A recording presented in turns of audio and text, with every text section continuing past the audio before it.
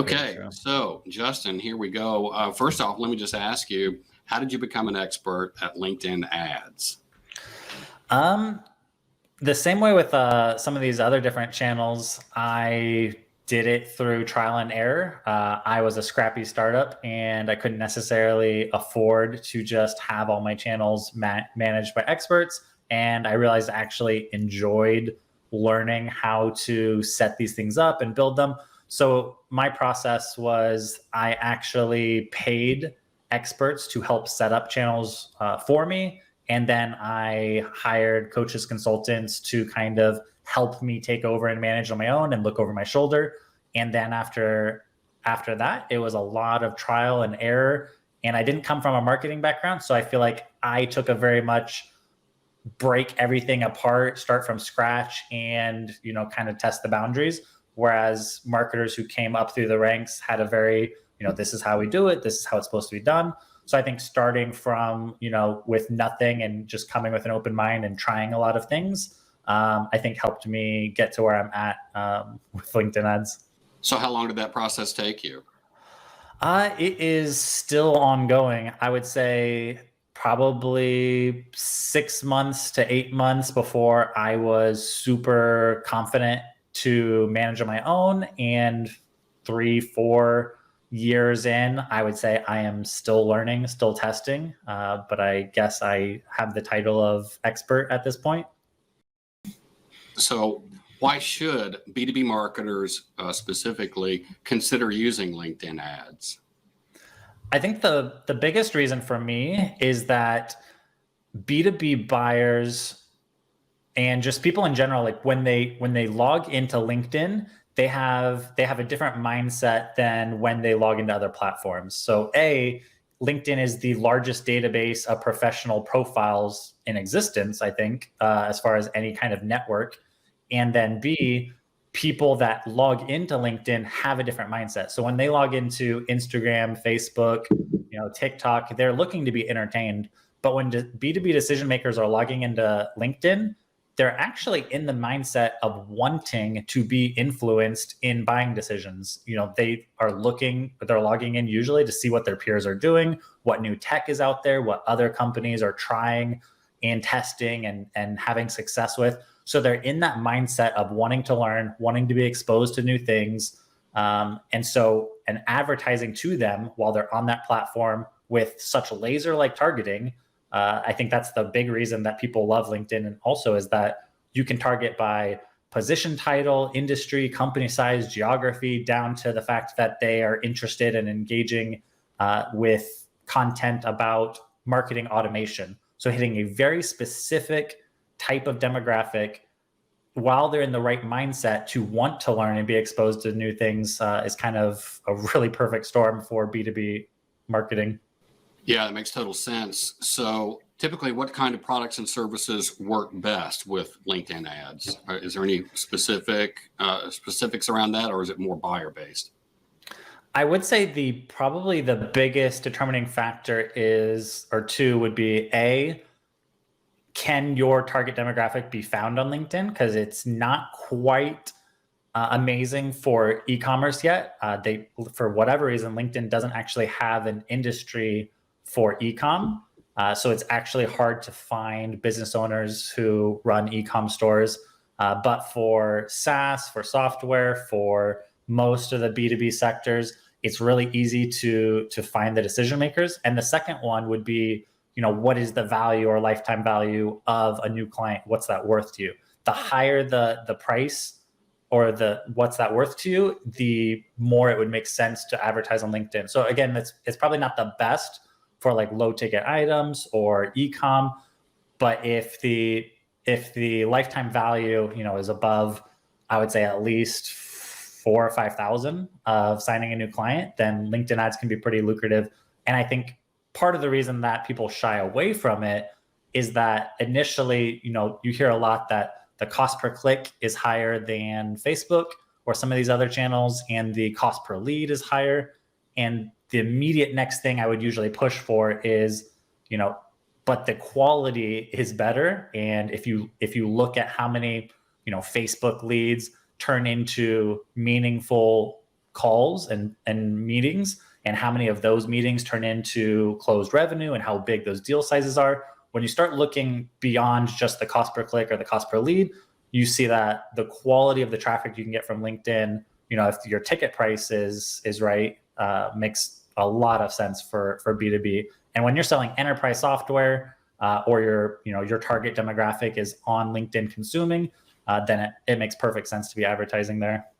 So I would say, I guess, to more pointedly answer that, would be the people that we see have the most success would be SaaS, business services, and that covers a whole wide range, financial services, and I guess those are probably, so software, SaaS, financial services, and business services are usually some of the biggest ones. Yeah, that makes total sense. I like the way you explained that because, Facebook ads are very, very popular right now, but you wouldn't run a Facebook ad for enterprise software. Yeah. I wouldn't think. It would make a lot more sense to do it on LinkedIn. So you mentioned cost per click. What other misconceptions do you see out there that people have about running LinkedIn ads? I think one of the big ones that I come across is just that they think of LinkedIn ads as kind of a separate entity, that it's in a silo, that it operates by itself. And I think that's a dangerous thought for marketing in general, because one of the things that I've learned doing this on my own and kind of growing and learning is that if done properly, each ad channel should help increase the ROI of the other ad channels. None of them should operate in a silo. And what I mean by that is LinkedIn ads, you put the LinkedIn Insights tag on your website, and if you're running any other profitable ad traffic to your website that's converting, LinkedIn ads should be a no-brainer, because one of the things you could do right off the bat is let the Insights tag collect data. It can see the traffic to your website from all sources, not just LinkedIn ads. So I think a lot of the misconception sometimes is, for people who haven't started, is, you got to start from scratch. You got to send the traffic to your website. It's going to be a high cost per click. And then we got to start retargeting before we, really start to see some traction. But if you're running Google search and you already have high intent clicks coming to your website, retargeting that traffic, or if you have Facebook traffic that's going to your website and converting already, but you just start with LinkedIn, maybe some light cold campaigns, but you start collecting the data and retargeting those other website visitors, you can actually shake out additional conversions from your Google search traffic, from your Facebook traffic. And I like to use the example as we pay $50, sometimes upwards $50 per click for high intent phrases on Google search, like LinkedIn ads agency. It's a highly sought after term. It costs a lot of money per click. And if I didn't have a good back-end system to retarget that traffic on LinkedIn, I'm not sure I could justify paying that much for one click, just hoping that they convert, on the first visit. So seeing how LinkedIn works with other channels, I think is a big piece of the puzzle that makes it kind of a lot more appealing as well. Yeah, good. So maybe you could show us some frameworks, how the LinkedIn ad works with the follow-up steps, the retargeting, and so forth. Yeah. Let me pop over to my handy dandy screen here. All right. Is that showing on here now? It is now, yeah. Sweet. So I'll just go through a couple of these. I started creating this digital playbook just because I'm obviously very passionate about building funnels and marketing in general, but then also how can I, maximize the ad spend of different clients with different budgets. So I started creating these frameworks, and this shows kind of the basics of how I think about LinkedIn ads, but also marketing in general too. So it starts with just getting on your prospect's radar. Like any good funnel, there's a cold layer where they've never heard of you, they've never been to your website, and your goal is just to get on their radar at first. So the cold campaign is usually very simple, where I try to touch on one of these main three things: either a main pain point, I touch on the main service I offer, if it's a well-known service that maybe they would just be curious about, or the results of people get from working with me. There's a couple other things, like I've led with case studies, and you can test different things, but this is usually the simplest part of running ads on LinkedIn, because it just gets the digital hand raiser, they click, they visit your site. But in the world of B2B, the one thing I keep kind of hammering in my own mentality and with people I work with is that B2B buyers are not impulse shopping. They're never, no matter how, I think stealing from e-com, people think, hey, we need to optimize our landing page. We just need to make this landing page higher converting. If you're selling $5, $10, $15, $30,000, services, it doesn't matter how good your landing page is. People aren't impulse shopping on the B2B level.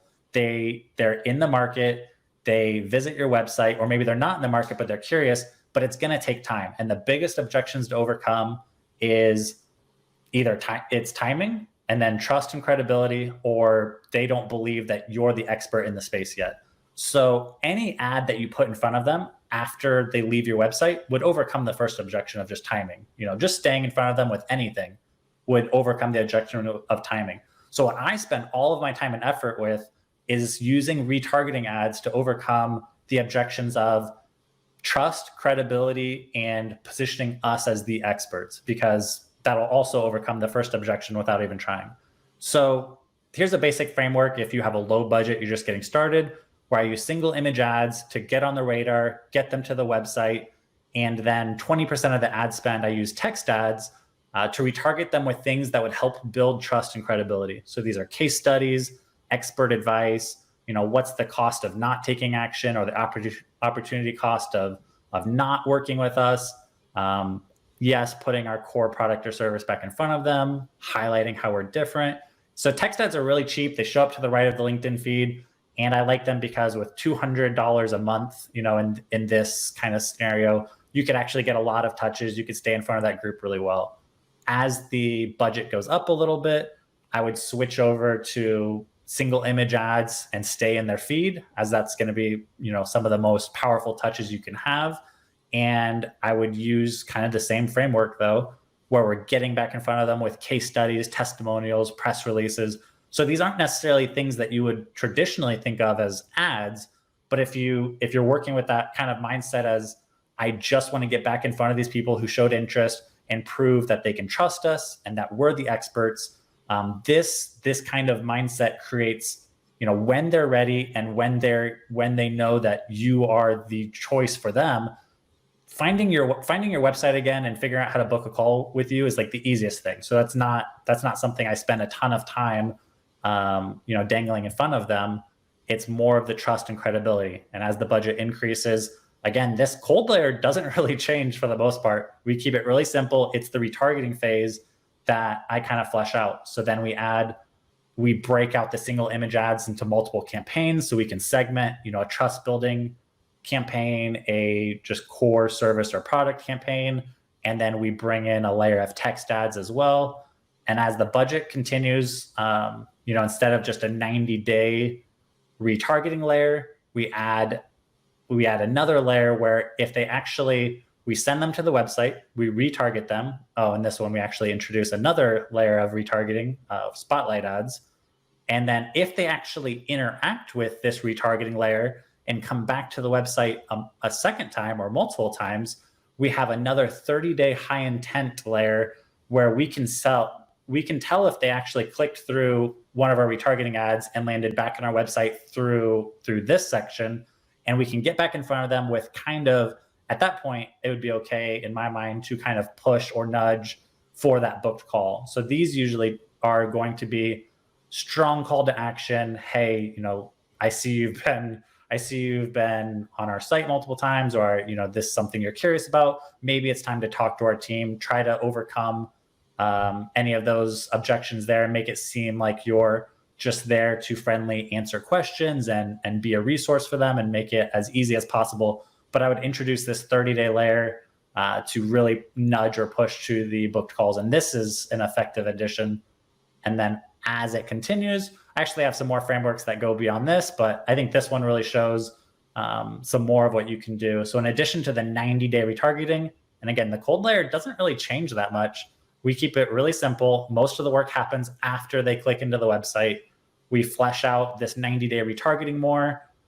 If they go through 90 days without interacting, clicking back through, interacting with their ads or clicking back into the website, they actually will shift into a 90 to 180 day nurture, where we drop off most of the single image ads and we just leave the really low touch, inexpensive ads like spotlight and follower ad and text ads, and put a low budget. So they might only get, 6 or 7 touches over 30 days. You'd probably be spending less than $300 on this, but you're able to stay then in front of them at a really low cost for another 3 months after they made it through this. But at any point, if they interact with ads from this layer or ads from this layer, they actually get pushed back into the 30-day high intent and the 90-day where it's kind of reinvigorated with ads. And, since they showed interest again, try to get them to that point where they're booking a call. And then, this is the general framework and the general mindset that I've kind of used to really build out a lot of these processes on my side. Yeah, good. So I was going to ask you a really dumb question. So these retargeting ads, where do they appear? What platform do those ads appear?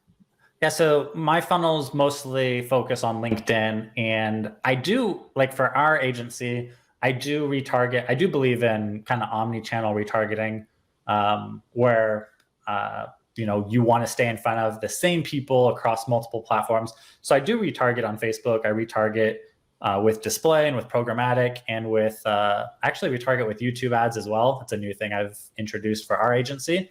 And I'm retargeting on LinkedIn. But these frameworks that I just showed, this is specifically LinkedIn. And the reason that most of my budget for retargeting goes to LinkedIn is because LinkedIn allows you to qualify that traffic. So for like Facebook and YouTube and display, it's basically like website visitors or visitors of these pages, put these ads in front of them for X amount of days. You aren't able to like sift through and say, I only want to retarget people who visited my website and have this seniority level from these geographies, from these industries and these company sizes. LinkedIn lets you do that. So I would say 80% of my retargeting budget and the 100% focus of those frameworks I just showed is LinkedIn, because LinkedIn allows me to say they visited my website and they are from this geography and they're from these industries and they have this seniority level. So I'm only spending money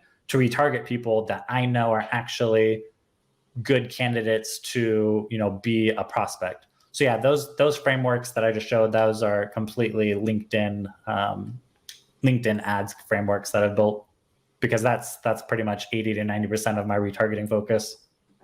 Yeah, cool. So maybe you can give us an idea of what it costs to play the game and what kind of ROI, what kind of results can marketers expect? Yeah, and it is, it does cost a little more to get started. So I would say you need to think of LinkedIn and any ad channel that you add on as kind of a long-term play. You have to believe, it's just like SEO. It's just like almost any ad channel where you can't expect to see immediate returns in the first, usually 30 days. It is, if you believe that your prospects are on LinkedIn, if you believe that that's the medium that would, is missing from your kind of marketing stack, and you want to take that plunge, I would say you need to give it at least 90 days to give it a fair shot. You need to give it probably a couple of months once you get into retargeting. So I would not expect any conversions pretty much at all on the cold layer. If you're building your initial ads, you're putting it in front of your prospects, they have those first clicks into your website, I would not expect conversions or any kind of positive ROI from that. That is an investment in gathering the data, getting those digital hand raisers, and doing the necessary work to build a retargeting audience. I would say that once you get at least 300 people into your retargeting audience and you start your retargeting campaigns where you're putting ads in front of them that hopefully build trust and credibility, I would say you should be, within 60 days of retargeting, you should be seeing conversions. You should be seeing either form submissions on your website or booked calls, if that's what you're tracking. And then you should be evaluating at that point the quality that is coming in from those. And within 60 days, you should really be able to see, you probably will be breaking even at that point. And that's okay, because at that, this actually builds momentum over time. Because with the same amount of ad spend for retargeting, even just $10 a day, you could completely dominate the initial 300 or 400 people in your retargeting group. But that $10 a day is actually going to be sufficient, even if you have 1,000 or 2,000 people. And as that retargeting audience grows, and as you're staying in front of these group over the next 90 days, LinkedIn takes that data. Like, say you have 5,000 people in your retargeting group now. LinkedIn takes that data and they're able to see, who's the most active, who's engaging and kind of researching with other ads and clicking into websites. They're able to improve their algorithm. It's not as mature as Facebook, I will say that, but they are improving, and the results actually improve as you put more people in your retargeting audience, as LinkedIn has more data to work with, and as your ad spend gets more efficient. So I would say if you're breaking even or getting close to breaking even within 90 days and within 2 months of starting your retargeting journey, then you're on the right track. I wouldn't make the mistake of saying, hey, we're only breaking even, this probably isn't working. That would be like stopping SEO or organic,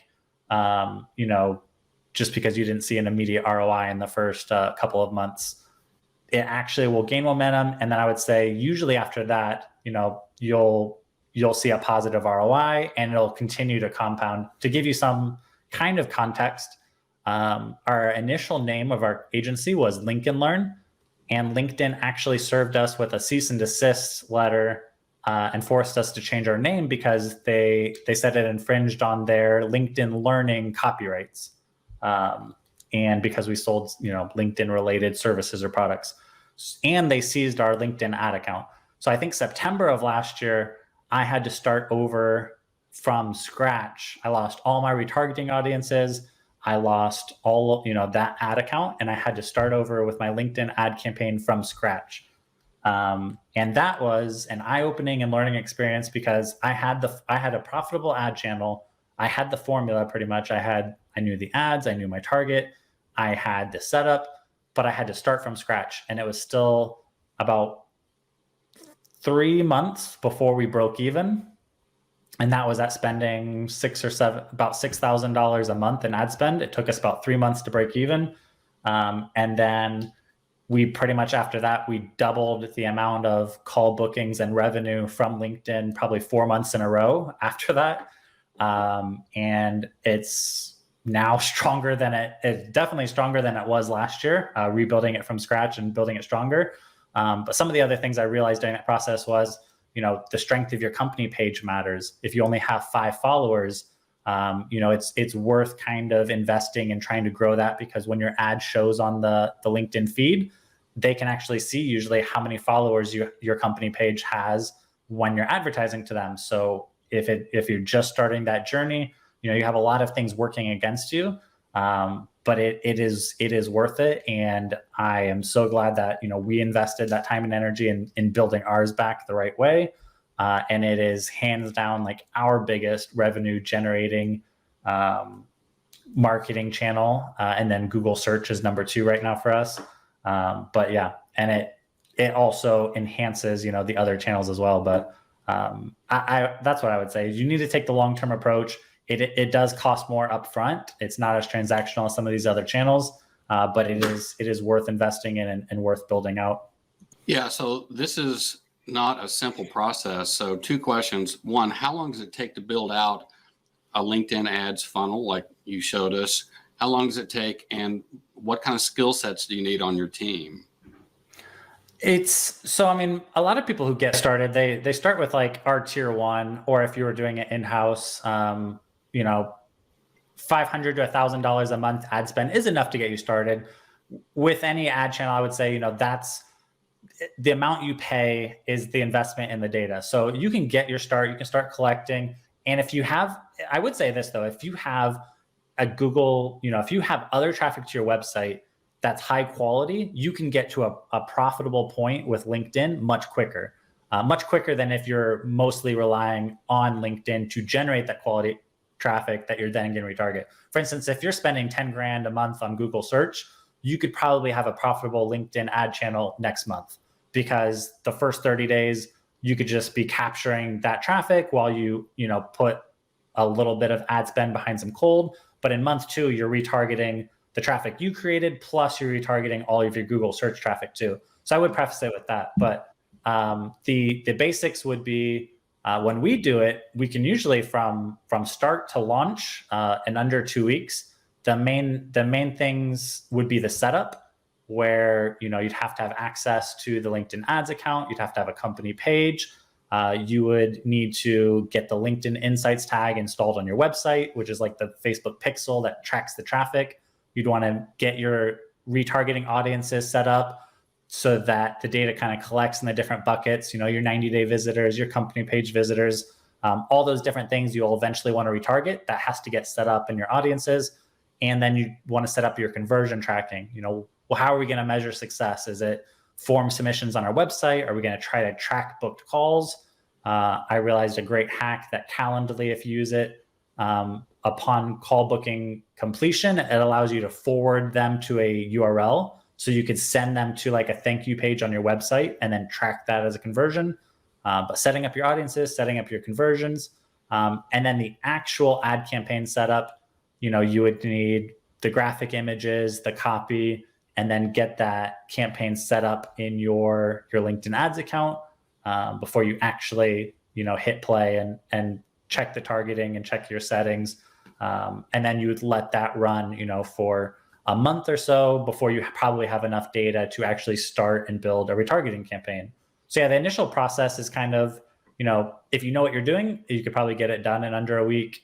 Or if you're launching a really bare bones kind of cold campaign, and you're good with Canva, and you want to make your own ads, you could probably get it done in a week.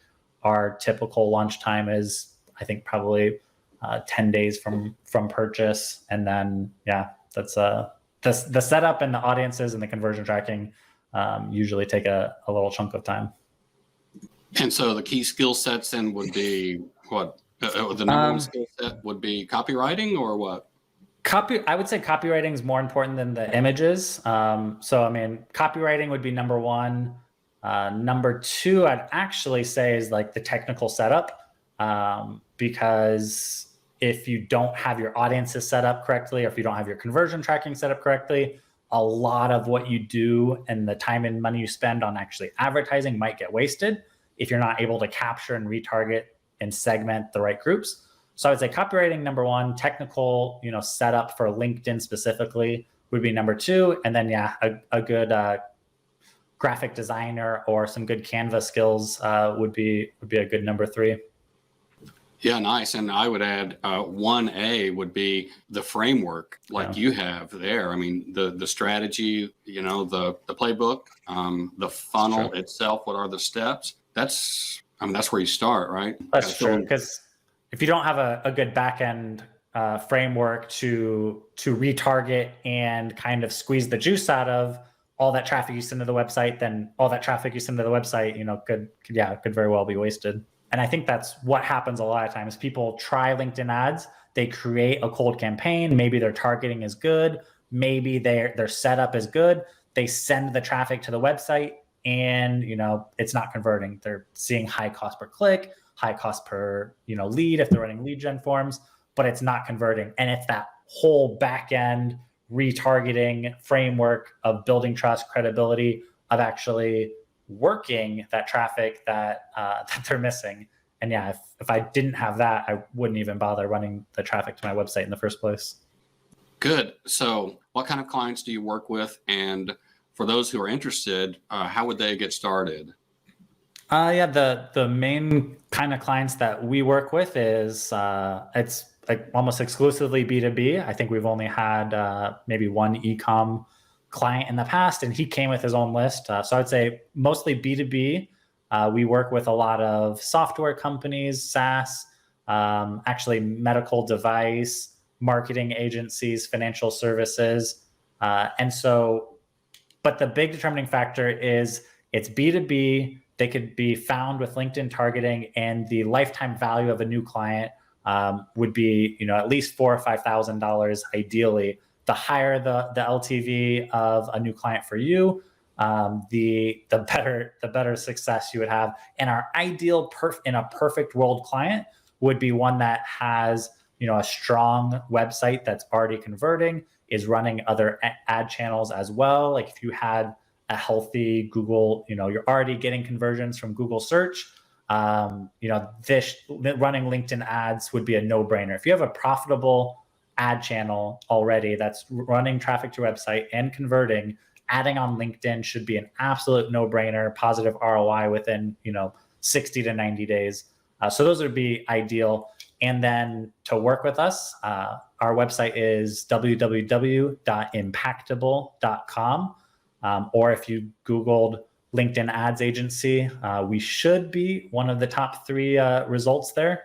And we have, because I come from a non-B2B, non-marketing career, actually came from restaurants, I have kind of a soft spot for scrappy startups. Because I still view us, even though, the initial startup that I created was acquired last year. And we were, we kind of morphed into Impactable. I think I'll always have an offering for kind of scrappy startups, because there just wasn't like something on the market that existed that I wished it had existed for me.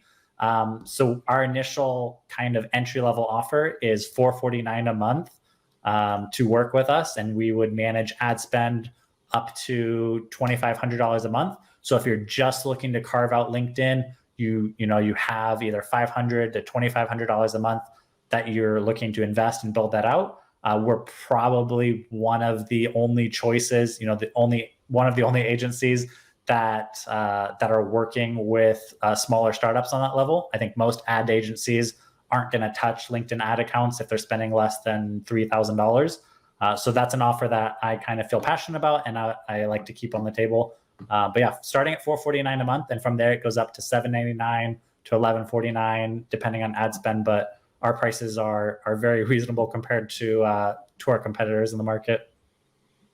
I didn't see any video in your framework there. It's mostly text and images. What about video? Yeah, I probably need to introduce some of those into the frameworks. I've been testing them more and more in the last 3 months, and I've introduced video into my frameworks. And what I've usually done is I really like them in the retargeting layer, because video, I believe, does a few things. A, it doesn't just tell you with traditional single image or text, it's they clicked or they didn't click. So it's just a yes or a no. With video, LinkedIn actually allows you to see how much of the video they watched. So now instead of just yes or no, they clicked, it's how engaged were they with my ad? Did they watch 25%, 50%, 75%, 97%? And then you could retarget based on that. So I could put a video out there and I could just retarget those who watched 75% of my video, which would be a very highly engaged group of people. So what I like to do is I put video in the retargeting, and I use it to kind of, follow my framework of accomplishing some goals of building trust and credibility. So one of the videos I have is a video case study where I am inside a LinkedIn ads account that's spending $500,000 a month on LinkedIn ads. And it's, of course, showing a cool account, but it's also positioning us as experts who've worked with this $5 billion company. And it's showing it's me with a screen share kind of talking through the audit. So it's also showing some personality, humanizing our brand. And I think that's a really good use of it too. I have another video in my 30-day high intent. So I sent them to the website. They got hit with some retargeting ads. They interacted with those ads and made it back to the website. And then I show a video of me saying, hey, I know you've been on our site a few times. If you're on the fence about working with us, I would love to just have a chance to sit down and talk. Our salespeople aren't going to bite. In fact, they're the same people managing the accounts because we don't really have a sales team. It's our friendly group of account managers and team who are here to answer questions. And so I use video in that way to kind of soften things up and humanize our brand. And I really like using it in that way. And then the one other video or video series that I have in that retargeting layer is showing expertise, where kind of like the ads audit, I show, my retargeting frameworks, and I walk through how, to do B2B lead generation on LinkedIn without running lead gen forms and the demand gen side.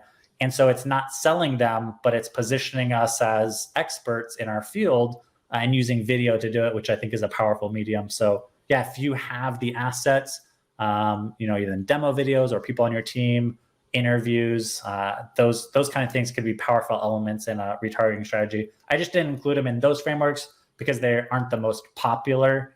Not every company has those kind of assets that they can leverage, but it's a really good point. I'm definitely going to build some that show, if you do have those video assets, where they would fit in and what would be best used in those cases.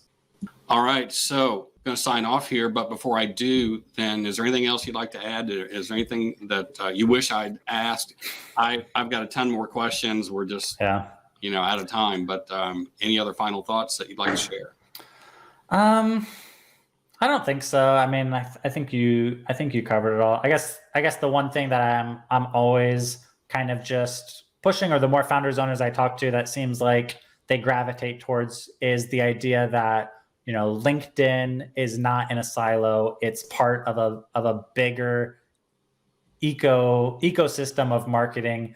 And for those of you who have profitable ad channels, or you have organic, you have quality traffic going to your website, if nothing else, you should consider LinkedIn for retargeting.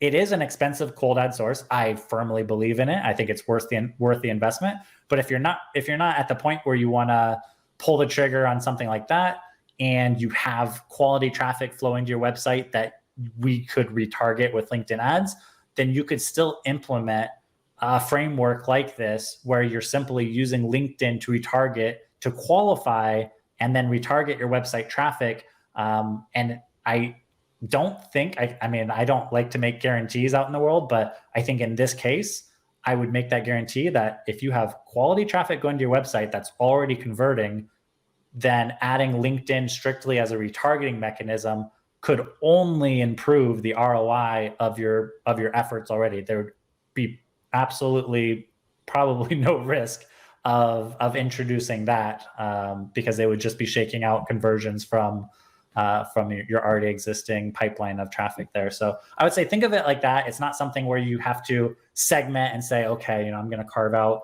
$15,000 and 4 months to really give this a try. And if it doesn't work or not, you could really ease into it. You could put the pixel on your website and build the retargeting audiences, just let them collect. And your first foray into LinkedIn could just be retargeting your website traffic. You could just retarget your Google search traffic, where you could honestly just say, I just want to target the traffic that's coming to our website from Google ads, and I want to retarget that traffic on LinkedIn just so I can get the most out of my Google ads clicks. And that would be a viable option. So I would just think of it as a small piece in your ecosystem of marketing. And for most people that are running any other kind of marketing, it makes a lot of sense to really consider introducing that. Justin, thank you so much. I really appreciate you sharing your expertise, because I think that a lot of people are going to be interested in what you have to say about this.